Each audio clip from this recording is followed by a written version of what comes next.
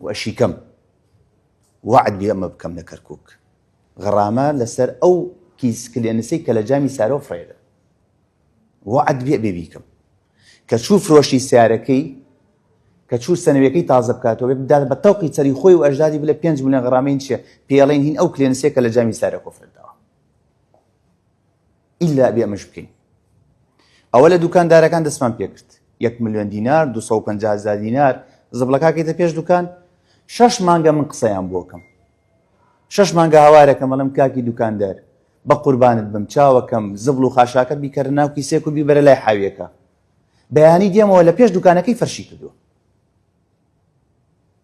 بقصي خوش بدين بإنسانيات بكركوكي استفادين ابو بغرام استاكب بو خوي استزبلكي فرينات نفسي او دوكانه